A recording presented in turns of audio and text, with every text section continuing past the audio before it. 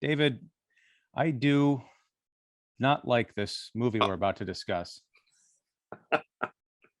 And it's disappointing too, because I was in the theater with you, I think the second time I saw the trailer for this movie, and I had the same reaction the first time I saw the trailer for this movie, which is I really want to see Marry Me, believe it or not, because it felt like, even though it would probably have felt like the 9,000th iteration of the same kind of movie back in 2014 or 2006 or whatever, it's a very early, 2000s kind of a style movie. It's a traditional rom-com with big celebrities and, will they, won't they get together because they're from two different worlds. It's been so long since we've had something like this on the big screen that I was just kind of like, yeah, I could be in the mood to see something like this again. Yeah. And then I actually watched it. And it was, within the first 5 minutes, it was crushing disappointment. And I realized I still had an hour and 40 minutes left to go. Yeah. So what was your take on Marry Me? Went in with low expectations. I was curious as to why something like this could even get made. And I really had no idea that this is based off a graphic novel. I think it was like a mini online comic at first, and it was compiled into a graphic novel. I think that's right. And it was, I did some light Googling. So, I think some of this came from Wikipedia. So folks, please don't bust me. I heard that's good for you, like Googling. Yes. Like every morning, kind of like stretches. It's like a combination of Pilates and yoga for the brain. Right. But no, apparently it was created by a very successful, very popular YouTube game streamer named Bobby Crosby. And, I have not read the comic because I was going to order it, but there was like, it's going to be here in 2 weeks. I'm like, well, I'm doing a show about it this week.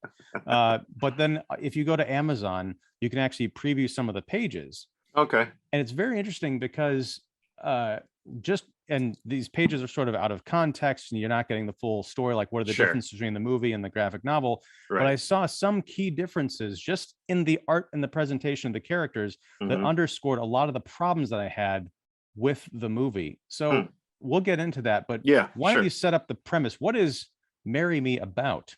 So Marry Me is about copying a lot of the traditional tropes and conventions of rom-com movies since the mid 90s to late aughts. I mean, essentially that. It's like you said, and that being said, it is kind of like a timeless story, right? Different side of the tracks. The interesting part is, so it's Jennifer Lopez and Owen Wilson. Let's just say that they are, they, as much as they, at least J-Lo would probably disagree with, they are two actors, we could say stars, in their middle ages. Now that's something a little bit different, right there. And that is, that spoiler alert, that for my opinion, that is one of my big problems with this movie.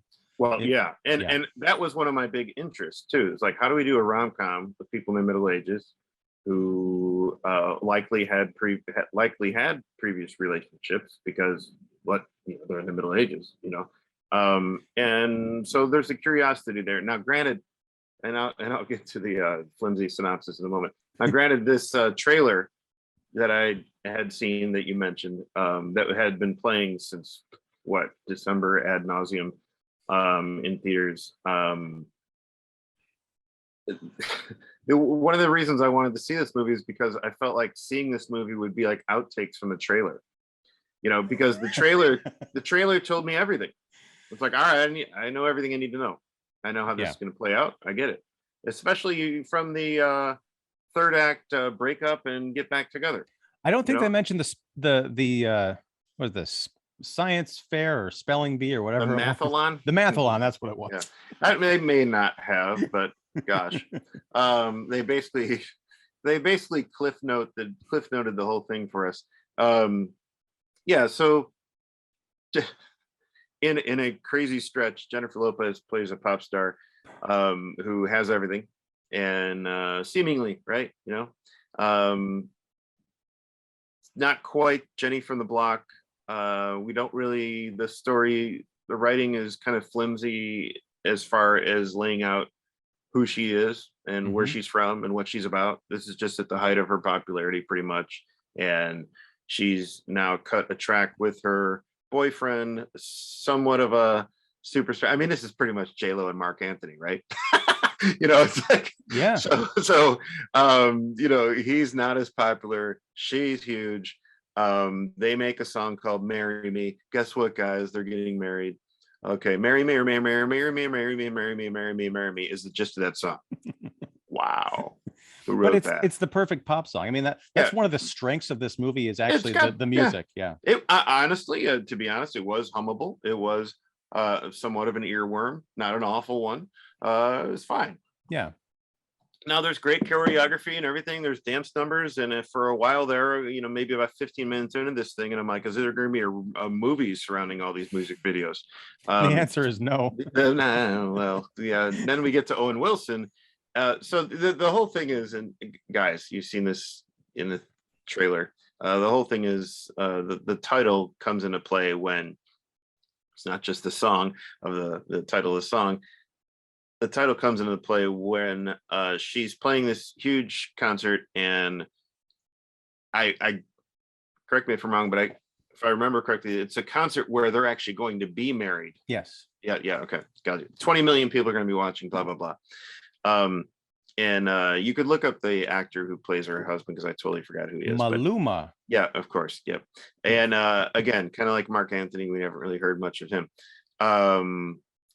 So they're supposed to get married at this concert, and of course, our our ex Game of Thrones friend John Bradley, previously seen in Moonfall, which we discussed. Yeah, and thankfully he's dialing it down here, and he's not terrible here, actually. He's good. Like he's one of the few. There's a whole bunch of like little subplots and things going on, and other characters, and he's one that I was like, if I could just follow him as J-Lo pop star assistant, I would be happy with that movie. I'd also be happy with just a movie about Owen Wilson and his daughter trying to overcome her fears of the mathalon. Yeah, I mean, there's a lot of subplots that could form out into good movies. So he plays her manager, and of course, before she's about to go on stage, her fiance is already on stage, gyrating, dancing around. And before she's about to go on stage, everybody's looking at their phones in horror and blah blah blah. And she's like, "What's everybody looking at?" And of course, it's some kind of Instagram or TikTok of him making out with her assistant.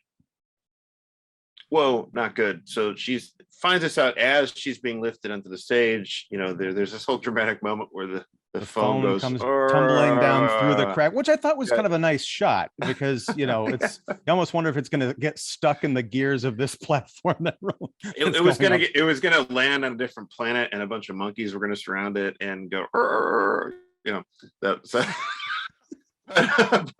Better movie. I know, that would have been amazing. Okay, so she has this whole moment where she's about to go along with it and just sing her song, and she just stops the band, stops everything, and has this whole moment of, you think you're doing one thing, and then all of a sudden this happens, and blah blah blah. And then meanwhile, Owen Wilson, math teacher, nebbish math teacher by day, and by night, actually. Secretly fabulously wealthy enough to have something done to his face. I can't figure it out. It was so distracting to me. Well, whatever was done to his face was not done to his nose. So it accentuated it. It like makes it look even more plastic than usual. I have a feeling about this. I think that as Owen Wilson has gotten older, that nose has become more defined and more of a prominent feature, let's say. Yes. And hey, that's okay. Cool. It makes me happy that somebody who looks like that can be a movie star. I hate to get hung up on looks, but I mean, I kept thinking about him, how great he looked in Loki. Maybe he just needed the mustache. Wow. Yeah. Yeah, he probably just had that distraction. And I think, didn't he have like was it silver hair or bleach blonde hair in that movie? Yeah. He looked, well, the thing is, in this movie, and I'm sorry, but he looks too much. It's the clean shavenness. It's this weird Justin Bieber blonde haircut. He looks like Ellen DeGeneres. Okay, I could see that. I think they're trying to make him too much like the Owen Wilson we met in the 90s. you know. And that's that gets into some more problems. But Yeah. okay, so continue the synopsis. I keep Yeah. derailing us, yeah. Okay. Yeah. So, you know, how did he wind up at this concert? Well, that enters Sarah Silverman, a somewhat grating Sarah Silverman. She, again, an actor who was portraying a character who is basically a guidance counselor at the high school where he teaches math at. She could have been a great bud, a great friend and everything, but it's just this grating humor that a little goes a long way, let's say. That she was doing, 20 years ago in School of Rock or whatever. Yep, yep. And I kept on thinking of like what's the character she played in Wreck-It Ralph? Calliope or Penelope or something. Yeah. Anyway. Isn't it Vanellope? Penelope. Yeah. Great voice actor. And I don't mind her. And I think she could be a dramatic presence in supporting role. But here it's just like comedy relief. Again, she fits the rom-com trope of one of the protagonists, comedy relief who, helps him out. At one point the it was either the paparazzi. Yeah, it was the paparazzi crowds the school and she takes a fire extinguisher to them. What? Come on. Yeah, you know what, that was from one of the great rom-coms, and I know people are going to disagree with me, but it's got a place in my heart. Remember Mannequin? In the climax, the security guards are chasing Andrew McCarthy through the department store. They round the corner, and then Misak Taylor, as Hollywood, is spraying them down with the water hose. That's the exact scene we saw, except not nearly as clever or fun. Yeah, and this was outdoors in front of the public. So how did he wind up at that concert? She happened to have tickets, and I guess in another example of not giving us much to go on or work with, I guess her girlfriend bowed out, and she happened to have 3 tickets. So she invites him and his precocious daughter, and there they are. Next thing you know, he's holding a sign that says "Marry Me," and I don't understand.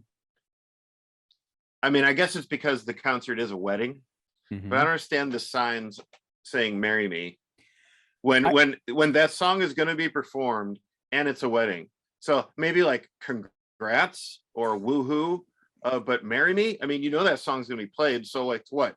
It's not like a deep cut of hers, It's like. Well, I mean, I can almost admit, if the movie was smart enough to do this, I can almost see it as like a commentary on people who, they really love that song. They want to make sure that song gets played at the concert where that's pretty much the big hit that's going to be played. So they bring the sign saying "Marry Me." Yeah. I mean, I mean, literally, that's the "Marry Me" one night event. I mean, that song's going to be played. So that just seems weird. Anyway, for some reason, she could see him in the crowd. Now, it doesn't seem to be as big as a venue as you'd think.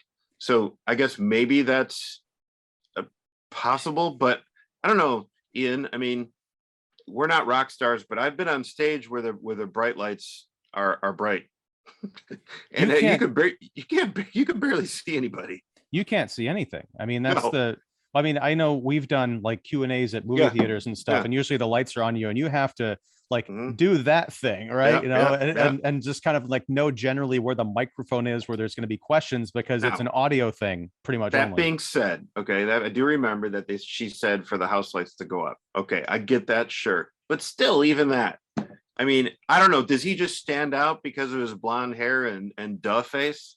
Well, also because, as you mentioned, there are other people with "Marry Me" signs in this concert, right. And the close-ups show him kind of in the crowd surrounded by people, but then when she sees him, it's almost like everybody parts just for the camera, because there's no way. I agree with you, this is not like, this is sold to us as 20 million people watching globally. This is gonna be like at Madison Square Garden or something, where you're gonna be like, even if you're close, like in the middle part of the arena, you're not going to be able to see the stage. People can't see you, and you can barely see them. They're still going to be kind of small. It's strange credulity, but then this is just one of those things you have to kind of get over, because it's a cute rom-com, I guess. Right. And, but it is annoying. It's just like, okay, I got to remember what kind of movie I'm watching. And he's got this quizzical look on his face throughout the whole thing, and for some reason, maybe it's his blonde hair, he sticks out. She sees him, and she's like, well, basically in a nutshell, we're here. I might as well marry somebody. You come up here. And he's got this marry me sign, like, wow, me? Whoa, okay. And like, why would he go up there? I don't get it. Like, why would he, and not even why would he go up there? He does go up there, of course. And then she basically proposes to him, and he's like, okay. He doesn't say I do or anything or yes. He's just like, okay. And later on we realize he's like, well, I felt bad for her. She's, going through a lot right there. It's like, you don't know her, dude. He didn't even know her music. He didn't know her. All he knew is what he saw on stage. And yes, she was being vulnerable. She was being real. I get it. And maybe he felt something for her right there and then. But to say, okay, I'll marry you in front of 40 million people and your daughter standing there on the floor. I mean, it would be awesome if he was like in typical Owen Wilson style. Can I think about this? Or something, it's like, that would be like, no, 40 million people are watching. Oh, okay, well then I'll do it. It's like something, Or, it could be a comedy bit where, he's kind of frozen and the officiant kind of leans in and says, do you realize how many people are watching us right now? And he goes, yeah, I do. And then he says, I do, Oh, that man. Oh my God. He said, I do, Yeah. Oh, that would have been great. That would have been great. It just kind of reminded me of like, say like, and then it becomes kind of this thing where it just feels like somewhat like the remake of Annie, where all of a sudden it's just like they start hanging out with each other mainly because she doesn't want to look like a fool. And it's also advised by her manager, hey, just play along with this. Or are you going to play along with this? And she's just like, as she does her morning yoga, yes, I am. As she does her morning yoga, you could see the whole Manhattan skyline. I mean, it's a beautiful apartment. Yeah. Well, it's pretty. Let's just say it's a beautiful floor. I doubt it's an apartment. It's probably a floor of a penthouse, of a skyrise. And again, I wondered about that too, because it is very sparse. There's so much that to make a real movie about this, about fame, about a trapped pop star who's unlucky in love. You're right. That could have just been a floor in one of the many places that she has around the city, around the world, that she just kind of zips to because she's constantly traveling places. What if Owen Wilson, instead of being a struggling math teacher, or maybe he was a struggling math teacher who had delusions of always someday being famous, sees this as sort of a mutual opportunity instead of the reluctant, Nebish, as you kind of, described him, says, yeah, I'll do this. This seems fun. This is my ticket into the glamorous life I've always wanted but never had. And then he kind of sees the dark side of it. You can still do that in the context of a rom-com because Jennifer Lopez can be like, wait, you actually want this? This is a prison, kind of like some people say about marriage. I mean, no, not me. I'm just saying like that. Right. It's because this, for as much as this movie is called Marry Me, there is sort of this like weird undercurrent of anti-marriage sentiment running through it. They bring up that old trope of like, well, marriage was set up as just a contract of property. Women was like, and yes, he brings that up in a press conference, right? But you know what? Like a lot of things, it evolved and changed into something that a lot of people, hold dear, despite the the falling rates. But yeah. I mean, again, then we go into just this whole back and forth of her getting a chance to realize what his world is like and eventually meet his daughter. There's the whole her visit to his math class, and oh my gosh, we have to pull over because my wife and I, we watched this movie together. She liked it a lot more than I did. Okay. She wasn't in love with it.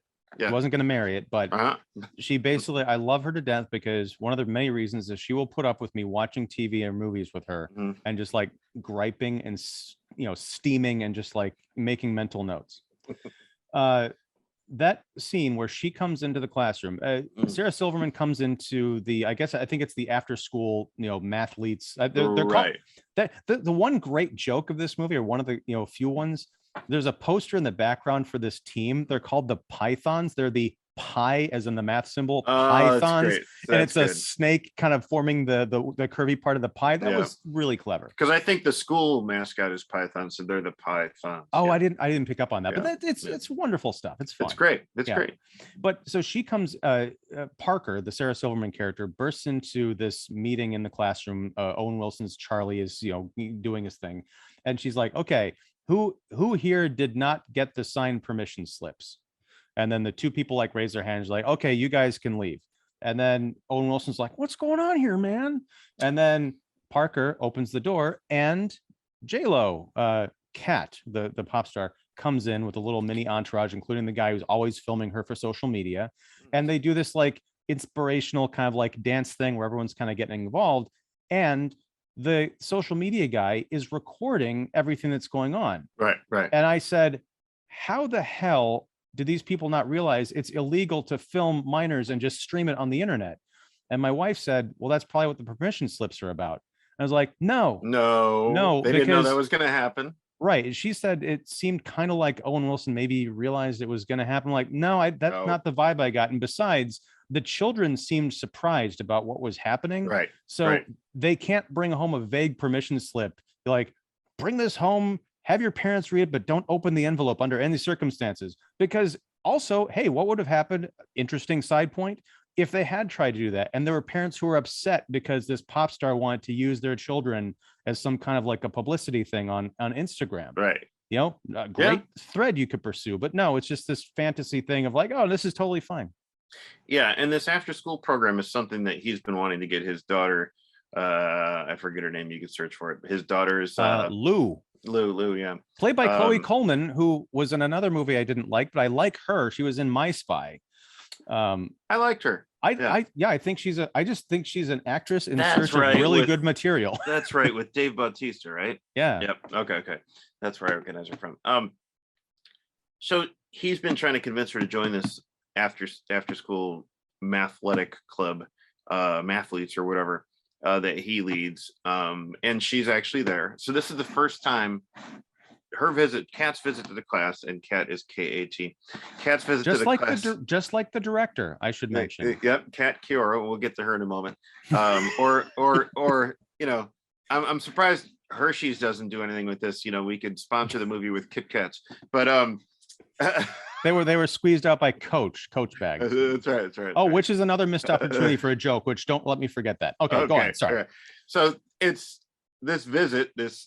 I see it as a surprise visit. This surprise visit is also the first time that Owen Wilson's character that basically she gets to meet his daughter. Okay, she's sitting in the back of the class. She apparently has chronic stage fright. That's why she's never wanted to do this kind of like spelling bee type of stuff for math. And one thing that I did like about this, and it was very tropey. Okay, we've seen a lot of this stuff before where a certain talented person from a different a higher social economic level comes and hangs out with the what do you call it, the disadvantaged kids, the urban yes. Urban children. It's another great term. Urban school, hangs out with them, inspires them. And this is just a quick moment. What I liked about this is that I did like that she said, oh, well, I have stage fright all the time too, or at least she says that I've had it, and you could look up my so-and-so video. And of course, this geek with the iPad, well, I'll look it up, or it's something like Google, look up this and that, it's like, okay, or whatever. That same kid later builds a website. He says, I just use Wix.com. And I'm like, it's like sponsored by this movie. Seriously. So they're watching the video and everything, and what I like about it is that it does, so she helps them remember their or lose their fear of performance in front of a crowd, an audience, or on stage by working on these dance moves and these choreographed moves. And what I like is that is actually a real thing that does actually work, of when you're trying to say learn lines as an actor, or when you're trying to learn a script or equations, what have you. often doing something physical, walking while learning, or running, or whatever, or a dance routine, whatever, yoga. That helps your brain feel less anxious, because the part of your brain that's usually anxious is now focusing on something physical. Mm. So that makes sense. I like that. I wish there was a bit more of an explanation as to why that is working.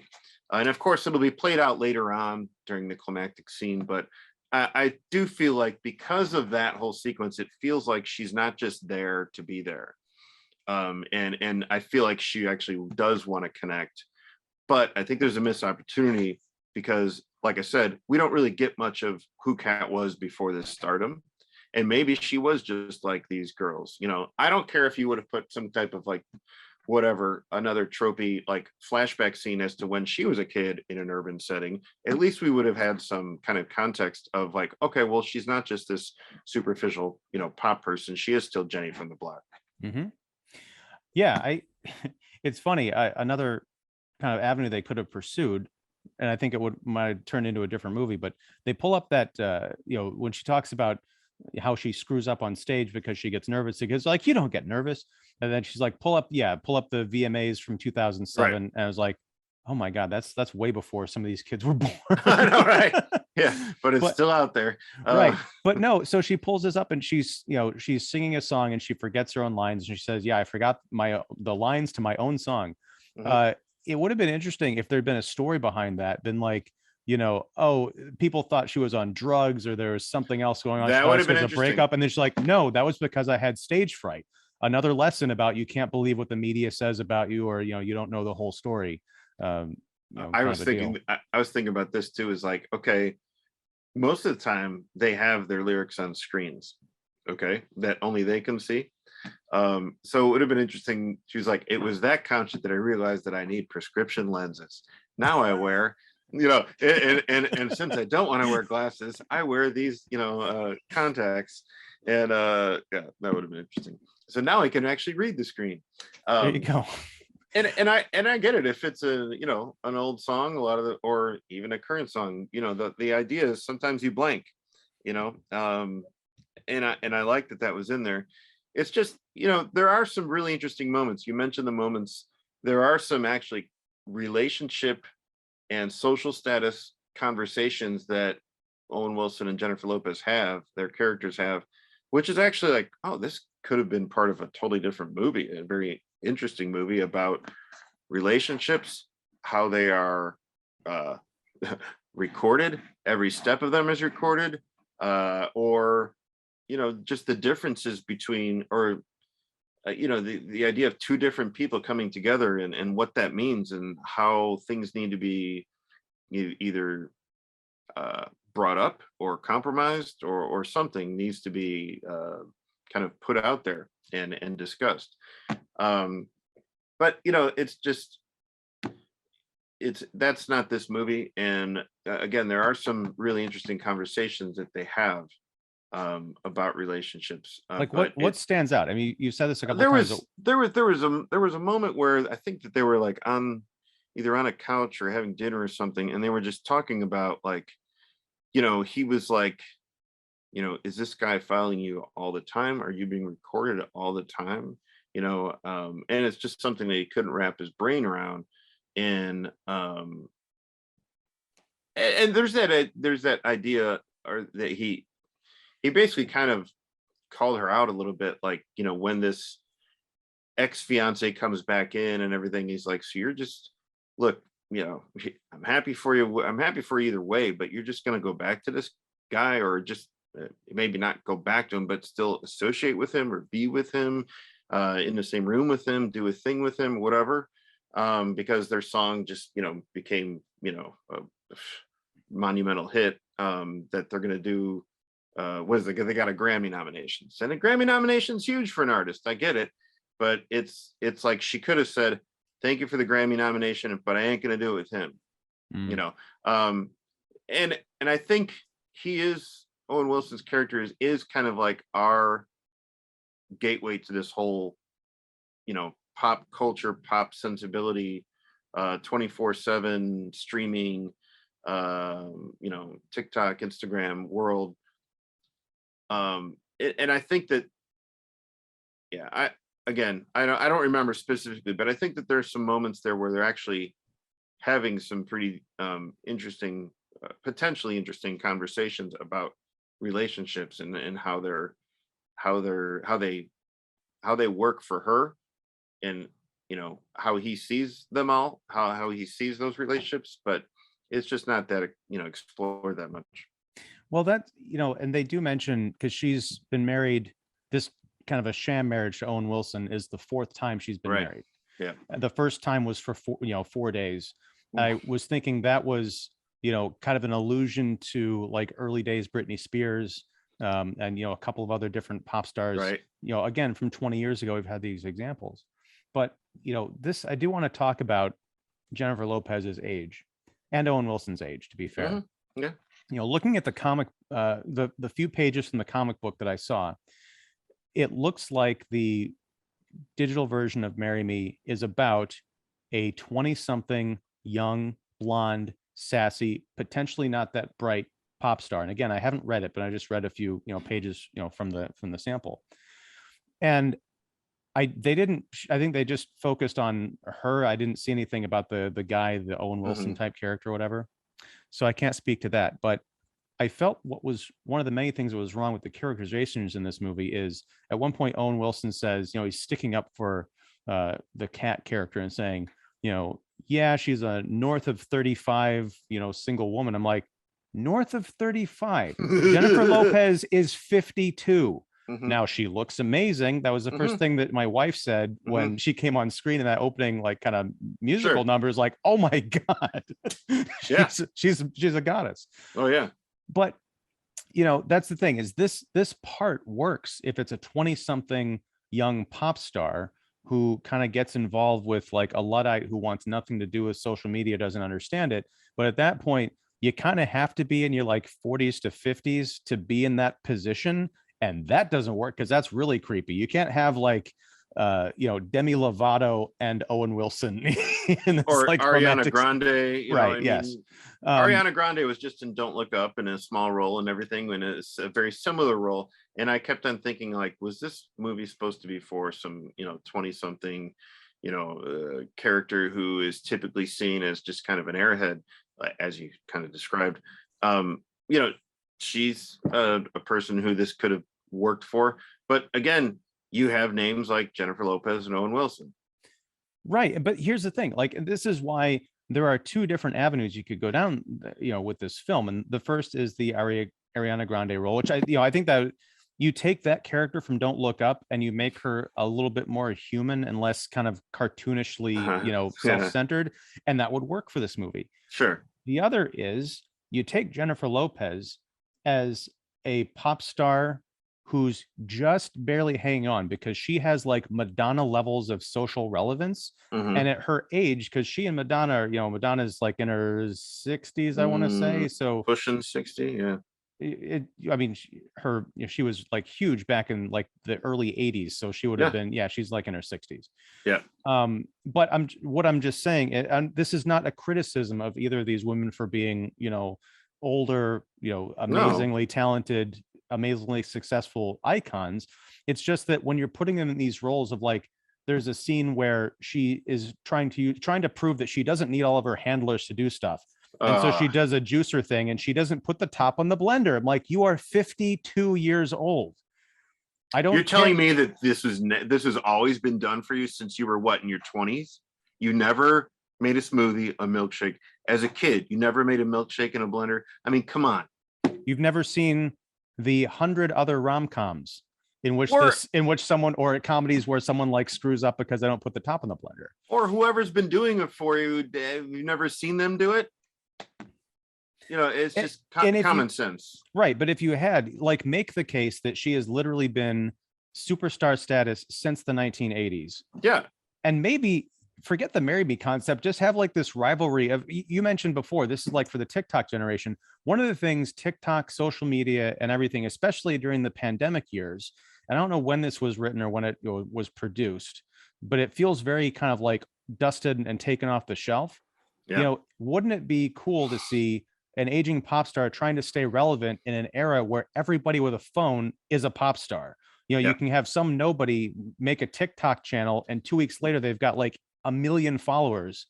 They'll buy brands and stuff. Like they have Instagram influencers who like, you know, they kind of get into that where like J-Lo's like, oh, I've got this smoothie brand that I'm, you know, Vitamix or something like that, right? But you can have a Jenny from the block today with a Vitamix endorsement, and she just, you know, she's making Vitamix on her way to like middle school and getting these checks. You know? It's just, I don't know what this movie tries to kind of be a stupid rom-com, but also dips its toes into deeper themes. But by bringing up these questions, it just makes me wonder about all the stuff that it's not addressing or addressing incorrectly. Can we have a movie where talk show hosts are in the story, and the talk show hosts are not playing themselves? Meaning, we can get plenty of actors to do a parody or a riff on Jimmy Fallon, other than having him play himself on the show with Kat and whatever the dude's name is on the show, her ex-fiance on the show. Bastian. Oh yeah. Played by Maluma. Don't say Sebastian, okay? So we have Kat and Sebastian on the Tonight Show with Jimmy Fallon. And I'm like, it's, you know, look, I even don't like seeing, say, Wolf Blitzer from CNN on these disaster shows, you know, disaster movies. Apparently the comet is coming to, it's like, have somebody else on it. It's like, we're supposed to be, don't try and add a level of realness and authenticity to these movies when we're already not sold. We're already not there. So then why don't you just also cast, if Jennifer Lopez is playing a version of herself, you know, I mean, then have Jimmy Fallon play a version of himself and just be big and do Jimmy Fallonisms, or have another actor do Jimmy Fallonisms. Well, I mean, it's worse than what you're describing, David, because Jimmy Fallon is in this movie, and it's an extended, you know, sequence that leads into the big climactic. Oh, I'm gonna fly to, again, spoilers, folks, if you haven't seen the trailer, but she flies to Peoria, Illinois. Shout out to the home state. To kind of like make a surprise appearance at the mathlon, but she has this revelation while doing an interview on Jimmy Fallon. The reason it's Jimmy Fallon playing Jimmy Fallon on the Jimmy Fallon set of the Tonight Show is because this movie was put up by NBC Universal. I should mention you can see it in theaters and streaming on Peacock. That's right. It's all of this, you know, there's so much product placement, there's so much branding. I want to get to that joke because it winds up with the Peoria thing. She gets to the airport in Champaign. To the Champaign airport, which is a legit thing. Right. Well, but before she gets there, she's, you know, in New York trying to get to Illinois, and she doesn't have any people with her, and she doesn't have. Well, she's got her guy, but she doesn't have any cash or something, so she's running through the airport in heels. Right, but she's like, she doesn't have her ID or something like that. She's like, I'll give $5,000. That's the other thing. She tries to buy everybody in this movie with $5,000. That's all she has on her. Right. But again, she's like 100 millionaires. And no one says, you know, make it 25,000 and, you know, you can afford it. You can have my ticket. Yeah. Right. But it's this whole joke about like, you know, you can't buy. It's illegal. It's illegal. But at one point someone says, oh, we just had something open up in Coach, and there was a Coach a bit earlier where she had all these Coach bags, and she gives one to young Lou, Owen Wilson's daughter, and he has nothing to say about it. He's like, yeah, just go take this, you know, $50,000 Coach bag, there's no problem. Now, you old 12-year-old. Yeah, I'm gonna let that go. But why wasn't there like some kind of a joke about, you know, again, this would work if she was a dumb pop star, but I can just imagine her getting back to Coach and it's all cramped, and she said, I was promised Coach, and no one's offered one's offered me a luxury handbag. Or she thinks Coach is first class because that's when she's. And of course, it's the worst case scenario of Coach. Next to her is somebody practically breastfeeding a baby and just holding the baby who's crying and everything. And then the other person, she's all cramps. And then everybody's got their phone like filming her. And she stands up and she's like, I'll buy everybody champagne on the plane. Why? You know, and it's basically like, and I think, what was it like? Well, we don't have, you know, champagne. You know, it's like, all right, I buy everybody meals. And the the flight attendant's like, oh, we only have like, what is it, like turkey wraps and like cheese cubes or something. Okay, I'll buy everybody that. Oh, like, and you know why? what? Of course, because they're traveling to Illinois, they have to have the stewardess with the horrible Midwest. Oh, we only have cheese wraps and cheese sticks and yogurt sticks. Because when you get on a plane to Illinois, you only have people from that area as flight attendants. Yeah, you know that. Even if you're in New York City. Yeah, it's weird.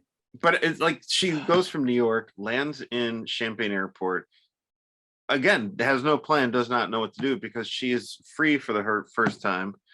It's a scary world. And she walks out of the airport and doesn't know how to hail a cab. I don't even know if her phone's on her. She probably doesn't even usually has somebody grabbing a lift for her, or it's not a lift, it would be a limo, whatever. And then of course, Sarah Silverman is there. Well, I thought you'd be here, and it's like, I'll drive you to Peoria. It's like, all right, even Champaign and Peoria, you're not going to get there that fast, and they wind up like getting some bus driver guy, and Sarah Silverman's like, do you know who this is? Do you want to be responsible for, and I'd be like, yeah, it would be awesome if it was just like the first guy they asked, like, get out of here, lady. And your music sucks. And he closes. Yeah, it's like you want Midwest? Like, hey, get out of here, lady. Bye. It's like, you got to show him some money.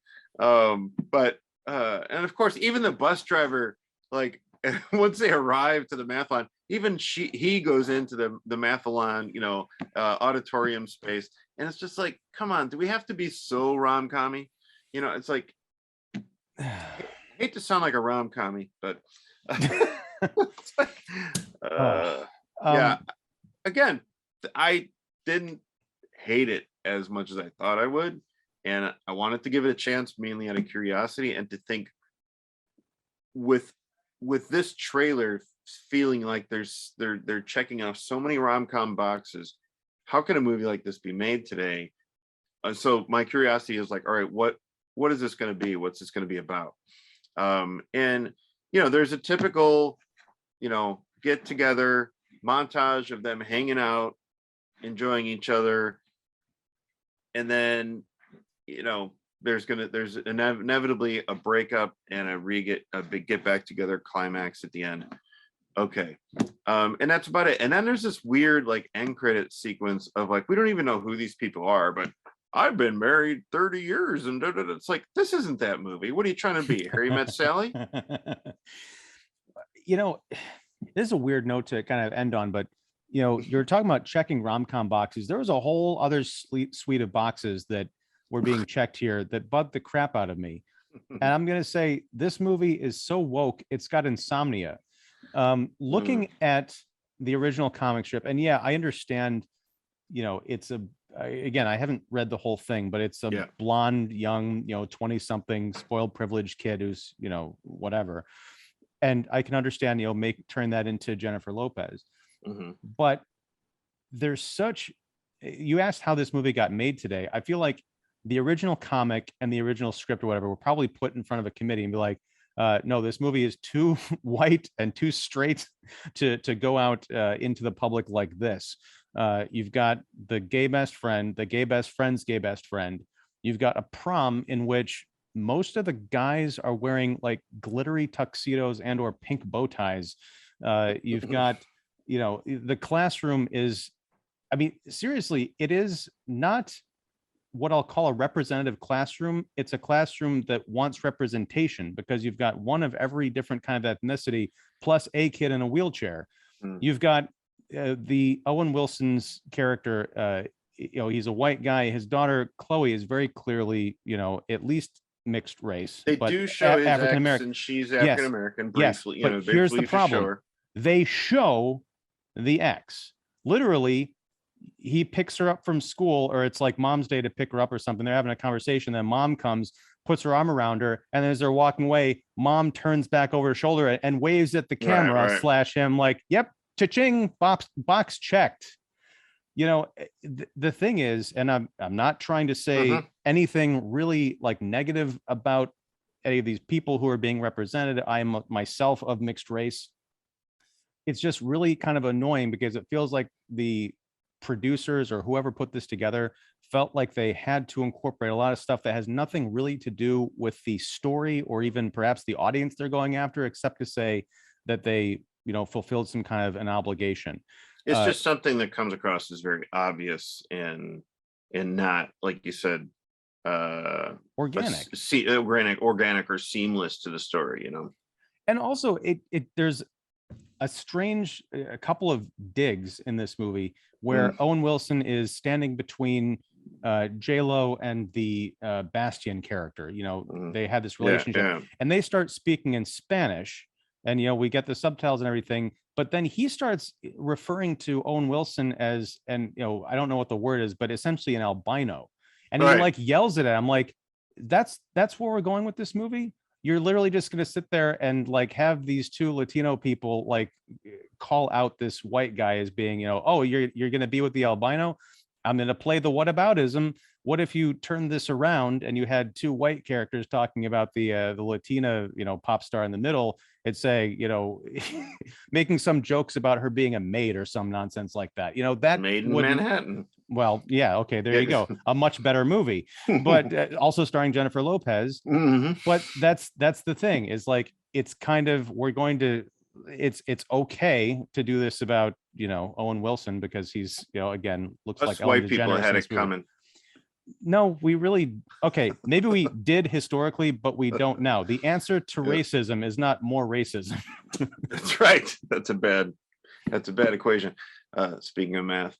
I wish there was a little bit more complexity to these characters, because there is complexity to these characters. It's just not explored. I'm not necessarily knocking the performances here because of what they have to work with.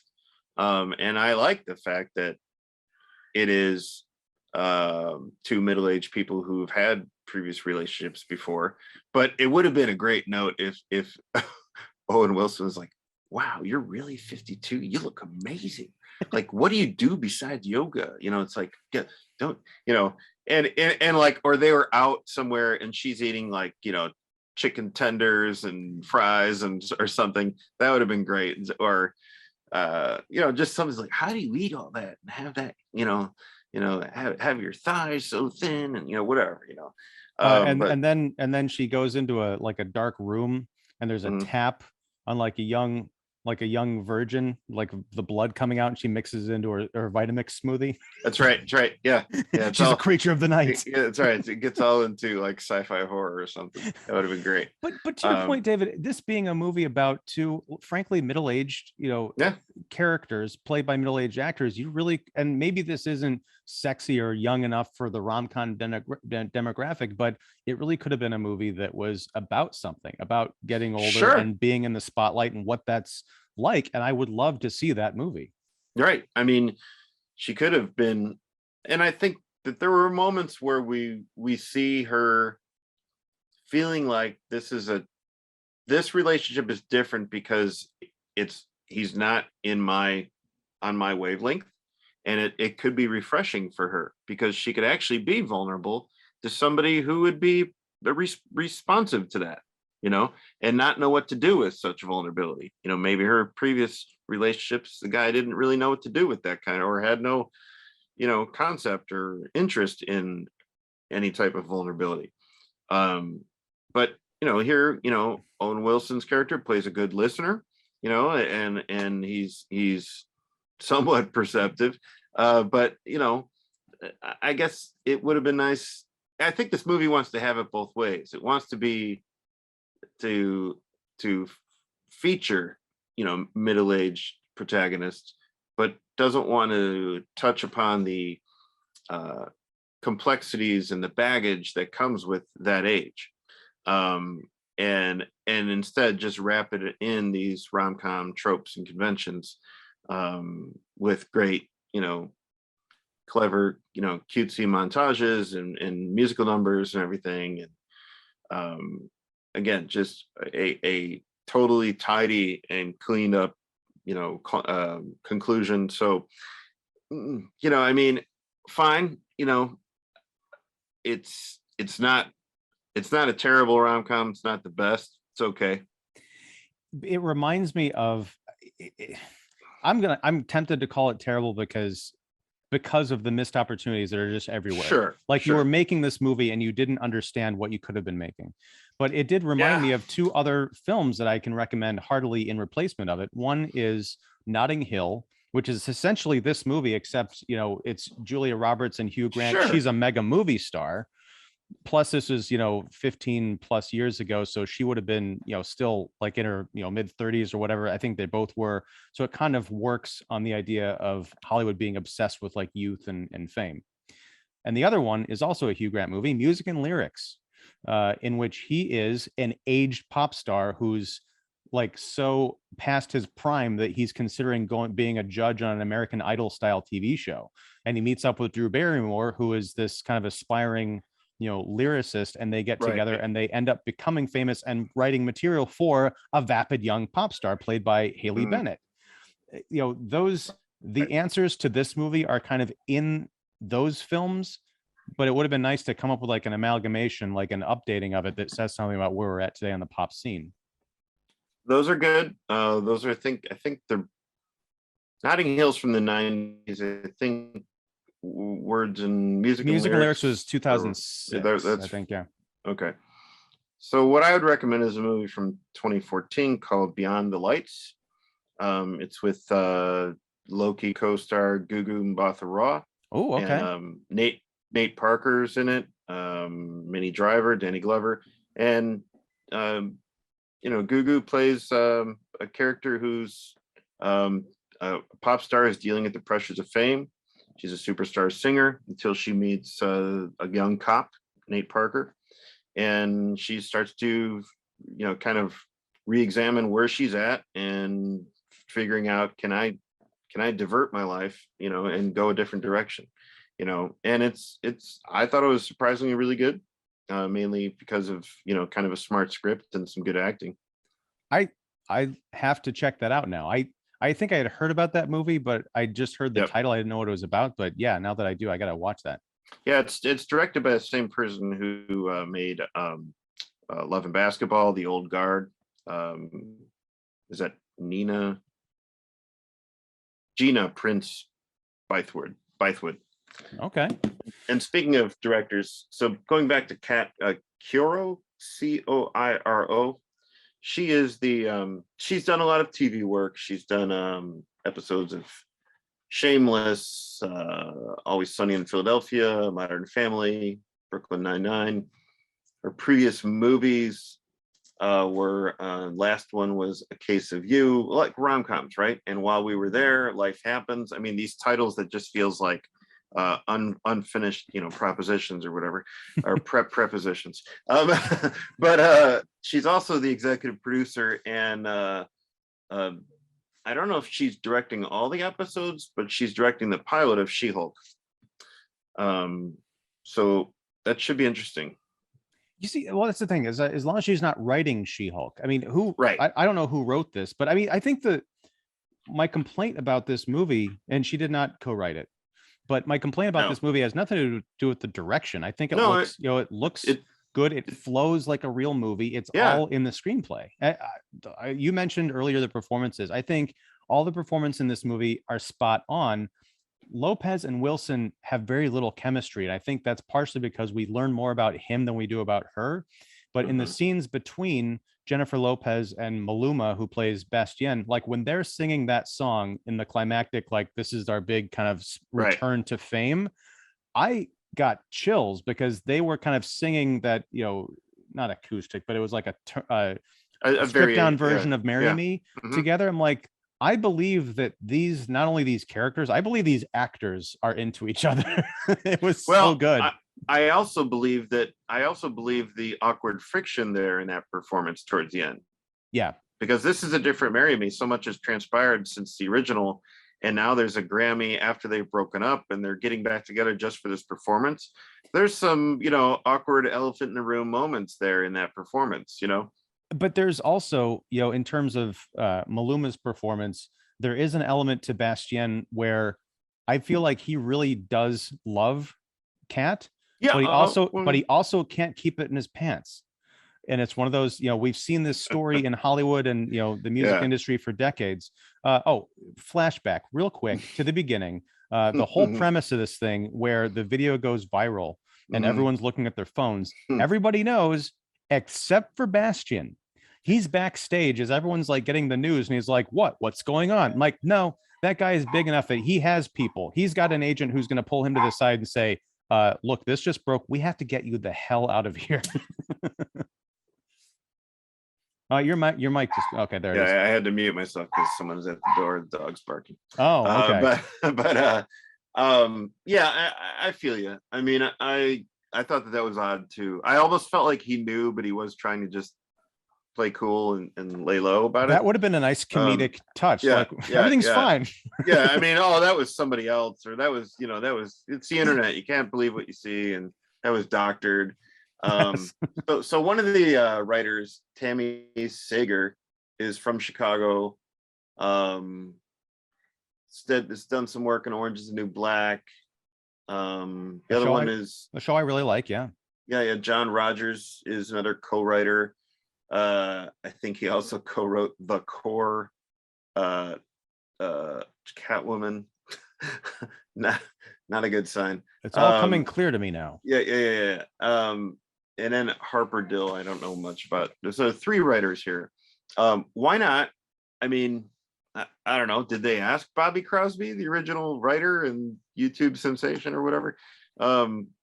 Anyway. I don't know that matters because Ernest Cline wrote the screenplay to Ready Player One. Yeah, that shouldn't matter, I guess. Yeah. But yeah, I mean, I have no problems with the way this was directed, the way it looks. It's good. That part is good. It's just the writing is really just so tropey. It's rough. Yeah. And yeah, there's a missed opportunity here to deal with to put this in a context of 2 people in their middle ages. Yeah. I want to see a movie about that, just regardless of the pop scene. That'd be fun. But I think that's just because you and I are getting up there. We want to see ourselves reflected back on screen. Yeah. All right, sir. Well, thank you for talking about Marry Me. Everybody check out David Fowley's work at Keeping It Real. That's REEL. Much more entertaining than the film at hand. And I now declare this podcast a null and void. Thank you, sir. Man, we were married how long? Almost longer than J-Lo's character. That's or right. Maybe even J-Lo. Who knows? No, I'm sorry. That was cold. All right. Take care, sir. I'll catch you later.